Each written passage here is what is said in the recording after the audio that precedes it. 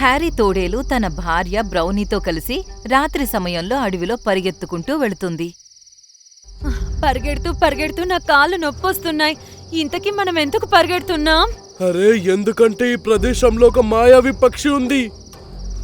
ఈ మాట విన్న వెంటనే బ్రౌనీ అడుగులు అక్కడికక్కడే ఆగిపోయాయి. ఇంకా అది దాని భర్తతో ఇలా అంది, మాయావి పక్ష, నాకేం అర్థం కావడం లేదు. ఈ ప్రదేశంలో ఒక మాయావి గుడ్లగూప ఉందంట. అది ఇక్కడి నుండి వస్తూ పోయే వాళ్ళని విచిత్రమైన ప్రశ్నలు అడుగుతూ ఉంటదంట. కానీ ఇందులో భయపడాల్సిన అవసరమేముంది? అరే పిచ్చిదానా, ఒకవేళ తను అడిగిన ప్రశ్నలకు సరైన సమాధానం ఇవ్వకపోతే రాయిలాగా మార్చేస్తుందంట. రాయిలాగా మారిన కొద్ది రోజులకి వాళ్ళు మాయమైపోతారు. అయ్యో, మరిక్కడ నిలబడి నా మొహం ఎందుకు చూస్తున్నావు? పద, త్వరగా పరిగెత్తు. అవి రెండు పరిగెత్తుకుంటూ కొంచెం దూరమే వెళ్ళుంటాయి. ఇంతలోనే వాటి చెవులకి ఒక పక్షి శబ్దం వినిపించింది. నేను మీ ఇద్దరిని చూసేశాను, ఇంక పరిగెత్తి ఏం లాభం లేదు.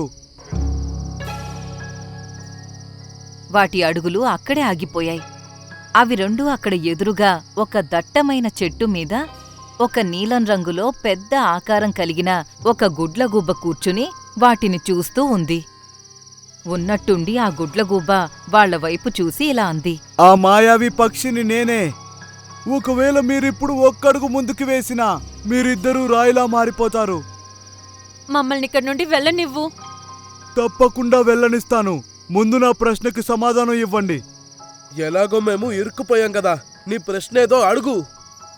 చెప్పండి. ఒకవేళ మీ ముందు 2 అడవులుంటే అందులో ఒక అడవి మొత్తం మాంసంతో నిండి ఉంది, అలాగే ఇంకో అడవిలో భోజనం అనేదే దొరకదు. అప్పుడు మీరు ఏ అడవికి వెళ్తారు? ఇది చాలా సులభమైన ప్రశ్న. నేను అనవసరంగా భయపడ్డాను. ఇందులో ఏముంది, నేను తప్పకుండా మాంసం ఉన్న అడవిలోకి వెళ్తాను. ఇలా అన్న వెంటనే హ్యారీ తోడేలు ఇంకా దాని భార్య రెండూ రాయిలా మారిపోయాయి. ఆ తర్వాత మాయావి గుడ్లగూబ రంగురంగుల కిరణాలతో అక్కడ్నుండి మాయమైపోయింది. మరుసటి రోజు బిల్లీ కుందేలు అక్కడ్నుండి వెళుతుండగా రాయిలా మారిన హ్యారీ ఇంకా బ్రౌనీని చూసి చాలా భయపడిపోయింది. తను పరిగెత్తుకుంటూ సింబా సింహం దగ్గరకు వెళ్ళింది.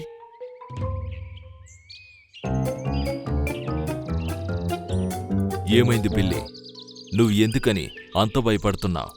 మనం దేని గురించి అయితే భయపడ్డామో అదే జరిగింది మహారాజా. మీ అతిథులు రాయిలా మారిపోయారు. అంటే నువ్వు చెప్పేది హ్యారీ ఇంకా బ్రౌనీ గురించా? అవును మహారాజా, నేను ఇప్పుడే చూసొస్తున్నాను. చూస్తుంటే ఆ మాయావి పక్షి వాళ్ళని కూడా రాయిలా మార్చేసింది. ఇంకా కొద్ది రోజుల తర్వాత ఆ రాయి కూడా మాయమైపోయింది. ఈ మాట చెప్పి బిల్లీ కుందేలు అక్కడ్నుండి వెళ్ళిపోయింది. ఇంకోవైపు సింహం ప్రశాంతంగా ఒకచోట కూర్చుని ఏం చెయ్యాలో ఆలోచిస్తున్నాడు. ఇంతలోనే అక్కడికి దాని కొడుకు చార్లెస్ సింహం వచ్చాడు. తను వయసులో ఉన్నాడు. ఏమైంది నాన్నగారు, మీరు కంగారు పడుతున్నట్టుగా అనిపిస్తుంది, ఎందుకు? సింబా సింహం జరిగిన సంఘటన అంతా చార్లెస్ సింహానికి చెబుతూ ఇలా అన్నాడు, ఆ మాయావి పక్షిని ఏం చేయాలో నాకు అసలేమీ అర్థం కావడం లేదు. ఒకవేళ నేను నేరుగా వెళ్లి తనతో పోటీ పడితే తను నన్ను కూడా రాయిలా మార్చేస్తుంది. ఆ మాయావి పక్షి గురించి నేను మా తాతగారి దగ్గర ఎన్నో కథలు విన్నాను. విచిత్రమైన సంగతి ఏంటంటే తను ఎవరిని రాయిగా మార్చినా ఆ రాయి కొద్ది రోజులకి మాయమైపోతుంది. ఇంతకీ వాళ్ళు ఎక్కడికి మాయమైపోయారు? ఇంకా నేను దీని వెనక ఉన్న రహస్యం ఏంటో తెలుసుకోవాలి. సింబా కొడుకు చార్లెస్ ఒక ధైర్యవంతుడు, అలాగే చాలా తెలివిగల ఒక సింహం. చార్లెస్ సింహం ఆ మాయావి గుడ్లగూబ ఉండే ఆ చెట్టు దగ్గరకు వెళ్ళాడు. అది చెట్టుపైనే కూర్చుని ఉంది. నువ్వు ఈ అడవికి రాజైన సింబా కొడుకువి కదా, ఈ అడవికి కాబోయే రాజువి. నువ్విక్కడ నుండి వస్తూ పోయే వాళ్ళని విచిత్రమైన ప్రశ్నలు అడుగుతూ వాళ్ళని రాళ్ళుగా మారుస్తావని విన్నాను.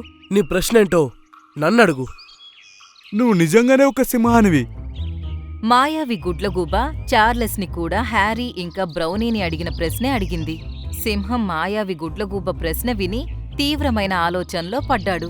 తనలో తను ఇలా అనుకున్నాడు, ఇతని ప్రశ్నల్లో తప్పకుండా ఏదో ఒక రహస్యం ఉంది. నేను దీనికి తప్పు సమాధానమిస్తాను.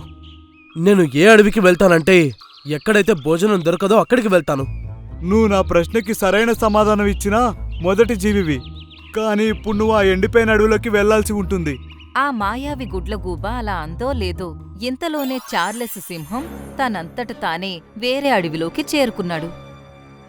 ఆ అడవిలో భయంకరమైన కరువు వచ్చింది. అక్కడ ఉన్న చెట్లు ఇంకా మొక్కలు ఎండిపోయి అలాగే వాడిపోయి ఉన్నాయి. ఆ అడవిలో ఎలాంటి జంతువులు ఉన్నట్టుగా చార్లెస్కి కనిపించలేదు. చార్లెస్ తనలో తాను ఇలా అనుకున్నాడు. తప్పకుండా ఇక్కడ ఏదో ఒక రహస్యం ఉంది. అప్పుడే చార్లెస్ సింహానికి కొన్ని జంతువుల శబ్దం వినిపించింది. చార్లెస్ సింహం ఆ జంతువుల శబ్దం వినిపించే దిశకి పరిగెత్తుకుంటూ వెళ్ళాడు. కాసేపటి తర్వాత చార్లెస్ సింహం పరిగెత్తుకుంటూ ఒక గుహ దగ్గరకు చేరుకున్నాడు. అక్కడ చార్లెస్ సింహం ఏం చూశాడంటే ఆ గుహ బయట ఒక పెద్ద వలలో చార్లెస్ సింహం అడవిలో ఉండే జంతువులన్నీ అందులో బంధించి ఉన్నాయి. అవన్నీ రాయిలా మారి తన అడవి నుండి మాయమై ఉన్నాయి. అప్పుడే చార్లెస్ సింహం దృష్టి హ్యారీ ఇంకా బ్రౌనీ తోడేలుపైన పడింది. నన్నిక్కడి నుండి బయటికి తీయండి. ఇంకా నాకు కూడా. చార్లెస్ సింహం తన తలతో ఆ వలను తెంచడానికి ప్రయత్నిస్తున్నాడు. అప్పుడే చార్లెస్ సింహం తనంతట తానే ఒక చెరువు దగ్గర ఒక నీలం రంగు రాబందు ఎదురుగా వెళ్లి నిల్చున్నాడు. ఎంతకీ ఏంటా రహస్యం? నేను ఇక్కడికి ఎలా వచ్చాను? ఇది ఒక మాయావి అడవి. ఒకవేళ నువ్వు మీ అడవిలో ఉన్న జంతువుల్ని విడిపించాలనుకుంటే నువ్విక్కడి నుండి కొంచెం దూరంలో ఉన్న గుహలోకి వెళ్లాల్సుంటుంది. గుహనా? ఎక్కడుందా గుహ?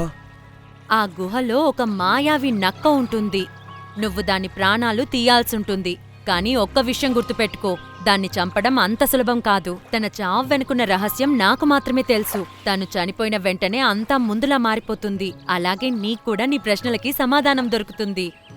అలా అయితే సరే, నన్ను ఆ గుహ దగ్గరికి తీసుకెళ్ళు. నీలం రంగు రాబందు ఆ గుహ ఉన్న వైపుకి ఎగరడం మొదలుపెట్టింది.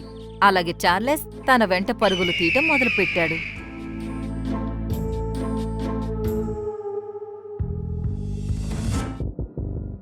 కాసేపట్లో చార్లెస్ ఒక గుహ లోపలికి చేరుకున్నాడు. ఆ గుహలో ఒక నక్క కళ్ళు మూసుకుని కూర్చుని ఉంది.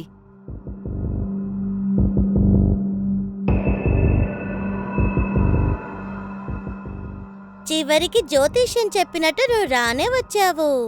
ఏంటా జ్యోతిష్యం? జ్యోతిష్యం ప్రకారం సింబా అనే సింహం కొడుకు ఇక్కడికొచ్చి నన్ను చంపేస్తాడు. నిజం చెప్పు, నువ్వు ఆ మాయావి పక్షి అడిగిన ప్రశ్నకి రివర్స్ సమాధానమిచ్చావు కదా. సోదాపు, ఇంకా నా అడవి జంతువుల్ని వదిలేసేయ్. నువ్విక్కడికి రావడం నిజమే కానీ నువ్విక్కడి నుండి ప్రాణాలతో బయటపడలేవు. వెంటనే నువ్వు తన మెడపైన దాడి చేయి. అదే తన బలహీనత. చార్లెస్ సింహం ఒక్క క్షణం కూడా ఆలోచించకుండా దాని మెడపైన దాడి చేశాడు. నక్క ఒక్క దెబ్బకే చచ్చిపోయింది. మరో క్షణం చార్లెస్ ఆ మాయావి గుడ్లగూబ ఉండే చెట్టు దగ్గరకు చేరుకున్నాడు. కొన్ని క్షణాల్లో ఆ చెట్టు అక్కడ్నుండి మాయమైపోయింది. ఇంకా అక్కడికి ఒక అందమైన చెరువు వచ్చింది. ఆ తరువాత ఆ నీలం రంగులో ఉన్న గుడ్లగూబ వెంటనే ఒక అందమైన జలకన్యలా మారిపోయింది. దీని వెనుకున్న రహస్యమేంటి? చెప్తాను. నేనొక జలకన్యని. నీకీ చెరువు కనిపిస్తుందా? ఈ చెరువు లోపల ఇంకో అడవి దారి తెరుచుకుంటుంది. అది వేరే ప్రపంచానికి చేరుతుంది. నేను 2 చోట్ల ఉంటాను. ఏ నక్క ప్రాణాలైతే నువ్విప్పుడు తీశావో అది నక్క కాదు, ఒక మంత్రగత్య. తను తన మాయావే శక్తులు ఉపయోగించి నన్ను గుడ్లగూపలా మార్చింది. అలాగే మా అమ్మని నీలం రంగు రాబందులా మార్చింది. కానీ తనలా ఎందుకు చేసింది? పచ్చగా ఉన్న మన అడవి పైన కబ్జా చేయడానికి. అలాగే తన వల్లే ఎంతో పచ్చగా ఉన్న మా అడవి కరువొచ్చింది. ఒకవేళ నువ్వు తనని చంపకపోయుంటే కొన్ని రోజులకి మీ అడవికి కూడా కరువొచ్చేది. ఒకవేళ విషయం అదే అయితే నువ్వు నేరుగా వచ్చి మమ్మల్ని సహాయం అడిగుండాలి. నువ్వు మా అడవిలో ఉన్న జంతువుల్ని రాయిలా ఎందుకు మార్చావు? నాకు తప్పలేదు, ఎందుకంటే తను నన్ను వశపరుచుకుంది. అందుకే నాకు తప్పలేదు. కానీ ఒక సాధు నాకు చెప్పాడు, ఏ రోజైతే ఒక జంతువు నీ ప్రశ్నకి రివర్స్లో సమాధానం ఇస్తాడో తను చాలా ధైర్యవంతుడు, అలాగే మంచి మనసు కలిగున్నవాడు అని. అలాగే జ్యోతిష్యం ప్రకారం తనే ఆ మాయావి మంత్రగత్తిని అంతం చేయగలడని చెప్పాడు. ఇంతలోనే అక్కడికి ఒక నీలం రంగు రాబందు వచ్చింది. అది కూడా ఒక అందమైన జలకన్యలా మారింది. రెండో జలకన్య తన కర్రను తిప్పి చార్లెస్ అడవిలో ఉన్న మిగతా జంతువుల్ని కూడా అక్కడికి తీసుకొచ్చింది. నీ అడవిలో ఉన్న ఎన్ని జంతువులనైతే నేను రాయిలా మార్చానో వాళ్ళందర్నీ నేను విడిచిపెడుతున్నాను. అలా అని జలకన్యలిద్దరూ చెరువులోకి వెళ్ళిపోయారు. ఆ తరువాత అడవిలో అన్నీ సంతోషంగా ఉండడం మొదలుపెట్టాయి.